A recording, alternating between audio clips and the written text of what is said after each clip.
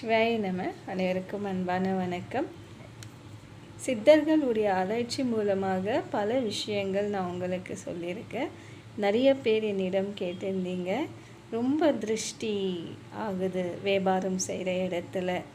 எங்களுதுன்னு ஒரு தனிப்பட்ட கடைகள் இருக்குது. அந்த கடையில் நாங்கள் வியாபாரம் செய்யும் போது திடீர்னு பக்கத்தில் ஒரு கடை திறந்து அந்த உடைய வழிபாடுகளால் மக்கள் அந்த பக்கம் போயிடுறாங்க, எங்களுக்கு நிலச்சி இருக்க மாட்டேங்குது அப்படின்னு நிறைய பேர் என்கிட்ட அந்த தகவல் கேட்டிருந்தீங்க. அதற்கு நிச்சயமாக பரிகாரம் உண்டு.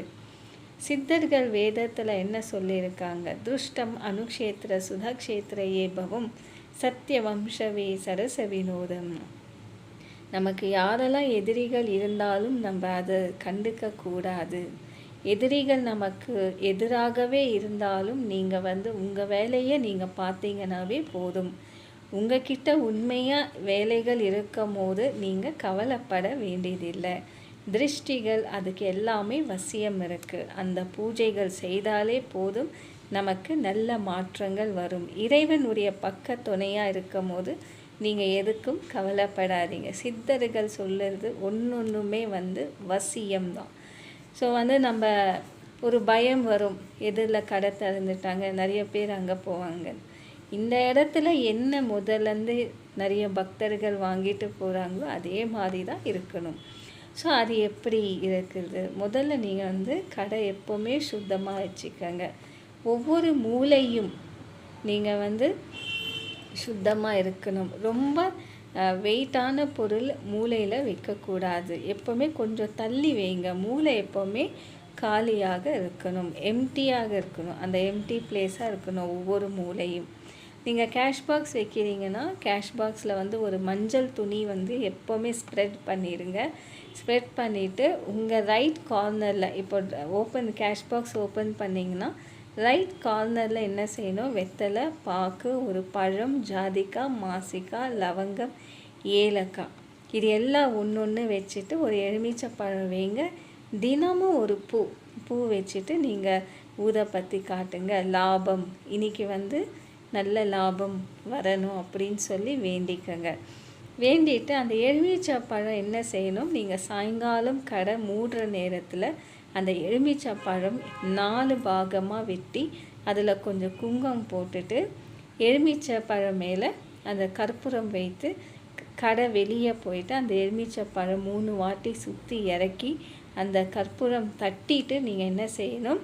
அந்த சாறு, குங்குமம் சாறு நல்லா பிழியணும்.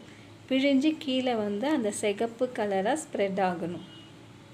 அதற்கு பிறகு அந்த 4 எலுமிச்சை பழம், ஒன்று முன்னு ஒன்று பின்ன, ஒன்று ரைட் அண்ட் லெஃப்ட் சைடு நீங்கள் போட்டுடலாம். 4 பக்கம் நீங்கள் போட்டுடலாம்.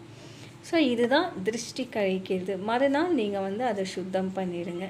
திருப்பி ஒரு புது எலுமிச்சை பழம் வைங்க. இந்த மாதிரி தொடர்ந்து செய்யுங்க. கண்டிப்பாக உங்களுக்கு நஷ்டமாகாது, லாபம் பெருகும். அதே போல் நீங்கள் கடையில் வைக்கிற சுவாமிகள் மிகவும் முக்கியமானது. மகாலட்சுமி இருக்கணும். ஒரு குலதெய்வம் படம் ஒன்று சின்னதாக வைங்க. குலதெய்வம், பிறகு இஷ்ட தெய்வம் வைங்க. மகாலட்சுமி, குபேரன் கண்டிப்பாக நீங்கள் வைக்கணும். ஸோ இதுக்கு அலங்காரம் செய்து நீங்கள் பூஜை செய்யலாம். அதே போல் சக்கரங்கள் வைக்கணும் அப்படின்னா அஷ்டசித்தி சக்கரம், அஷ்டலக்ஷ்மி சக்கரம், குபேர சக்கரம், இந்த மாதிரி நீங்கள் வைக்கலாம். ஸோ இதெல்லாம் வைக்கணும். நம்ம என்ன வாசல், அதாவது கடை வாசல் வெளியே வச்சா நமக்கு அந்த திருஷ்டி போகும். இப்போ என்ன சொல்லுவாங்கன்னா, நிறைய பேர் கேட்டிருந்தாங்க, ரொம்ப திருஷ்டி ஆகுது கடைக்கு, இன்றைக்கி நல்லா இருக்குது, மறுநாள் வியாபாரம் ரொம்ப நஷ்டமாகுது. அதுக்கு என்ன பொதுவாக எல்லாரும் தேங்காய் வைப்பாங்க. அந்த திருஷ்டி கழியறதுக்கு தேங்காய் வைப்பாங்க. ஸோ சித்தர்கள் ஒரு வசியமாக அழகாக ஓலைச்சுடியில் சொல்லியிருக்காங்க. திருஷ்ட அனுக்ஷேத்திர திருஷ்ட காரணம் திருஷ்டி பவித்ரம் சுபக்ஷேத்திரே பவம். இந்த திருஷ்டி நமக்கு கழியணும்னா நம்ம ஒரு இப்போ பொதுவாக தேங்காய் வைப்பாங்க. அந்த திருஷ்டி கழியறதுக்கு என்ன செய்யணும்? மஞ்சள் துணி 1 மீட்டர் எடுத்துக்கங்க. மஞ்சள் துணி 1 மீட்டர் எடுத்துக்கங்க. கொஞ்சோண்டு மஞ்சள் அரிசி, கொஞ்சம் ஒரு கைப்பிடி இவ்வளோ இருந்தால் போதும். மஞ்சள் அரிசி அந்த துணி மேலே போட்டுடுங்க. பிறகு என்ன செய்யணும், இளநீர் பிஞ்சி. ஸோ இந்த மாதிரி இளநீர் பிஞ்சி இவ்வளோண்டு இருந்தால் போதும். இதுக்கு நீங்கள் வந்து இந்த மாதிரி நூல் கிடைக்கிது. ஸோ இந்த மாதிரி நூல் கிடைக்கும். இதை நீங்கள் வந்து சுற்றணும். ஒரு வந்து 21 சுற்று நீங்கள் இப்படி சுற்றணும். ஸோ இது வந்து எங்கள் கடைக்கு வந்து திருஷ்டி ஆகக்கூடாது, நல்ல வியாபாரம் ஆகணும், நல்ல குளிர்ச்சியாக ஆகணும், இப்படி சொல்லிவிட்டு நீங்கள் வந்து ஒரு 21 முறை இந்த மாதிரி சுற்றணும். இந்த மாதிரி சுற்றின பிறகு நல்லா இப்படி 21 முறை சுற்றிடுங்க. ஸோ இந்த மாதிரி ஒரு 21 முறை சுற்றிட்ட பிறகு மஞ்சள் குங்குமம் இங்கே வைக்கணும். இது வந்து மஞ்சள் துணி மேலே வச்சிடுங்க. மஞ்சள் துணி மேலே வச்சுட்டு அது மூட்டை மாதிரி கட்டணும். அந்த மஞ்சள் துணி உள்ளே வச்சு நீங்கள் மூட்டை மாதிரி கட்டிடுங்க. கட்டிட்டு வாசலில் வைக்கணும். வாசலில் வச்சுட்டு என்ன செய்யணும், கடைனா வெளிப்பக்கம் வைக்கணும். வெளியே பக்கம் நீங்கள் வைக்கணும். தினமும் திறந்து மூடுற மாதிரி அது கொஞ்சம் சேவ் பண்ணி வச்சுக்கோங்க பிளேஸு. அதை நீங்கள் டெய்லி மஞ்சள் குங்குமம் அந்த கொஞ்சம் அந்த துணி மேலே அப்படி போட்டுட்டு ஒரு பூ வச்சுட்டு ஊதுபத்தி காட்டிட்டு கற்பூரம் காட்டிட்டு பிறகு நீங்கள் வியாபாரம் தொடரலாம். ஸோ இதை நீங்கள் செய்தீங்கன்னாவே போதும், உங்களுக்கு பல நன்மைகள் வந்து கிடைக்கப்படும். ஸோ எந்த திருஷ்டிகள் இருந்தாலும் அது கழிஞ்சு போயிடும். இளநீர் பிஞ்சில் அவ்வளோ ஒரு வசியம் இருக்குது. இது வந்து பச்சையாகவும் உங்களுக்கு நல்வழிகள் கொடுக்கப்படும். அதனால தான் இளநீர் பிஞ்சில் வந்து அவ்வளோ வசியங்கள் இருக்குது. நிறைய பேர் அந்த வசியம் செய்வாங்க. நீங்கள் இது செய்து பாருங்கள், அவ்வளோ நல்ல வியாபாரம் நடக்கும். ஒரு கடையிலையும் வியாபாரம் நடக்கும். இளநீர் பிஞ்சு இவ்வளோ இருந்தால் போதும். ஸோ இந்த மாதிரி நீங்கள் வாங்கி பூஜை செய்யணும். அதாவது வந்து இது எப்போ செய்யணுன்னா, முதல் வாரம் நீங்கள் வைக்கணும், 1ஆம் தேதி வைக்கணும். அடுத்த 1ஆம் தேதி வந்து நீங்கள் இந்த இளநீரோடு எடுத்து அந்த இளநீர் மஞ்சள் அரிசி எல்லாமே தண்ணியில் கொட்டிட்டு மீண்டும் இந்த மாதிரி ஒரு புது இளநீர் பிஞ்சு வச்சு பூஜை செய்யும். இந்த மாதிரி நீங்கள் தொடர்ந்து செய்யுங்க. திருஷ்டிகள் எவ்வளோ இருந்தாலும் இளநீர் பிஞ்சுகள் வந்து கழிச்சிடும். எவ்வளோ பெரிய திருஷ்டி இருந்தாலும் சரி, நல்ல இழுத்துக்கும். உங்களுக்கு அதுலேயே தெரியும் நல்ல மாற்றங்கள் எப்படி இருக்குது, நல்ல மாற்றம் வரும்.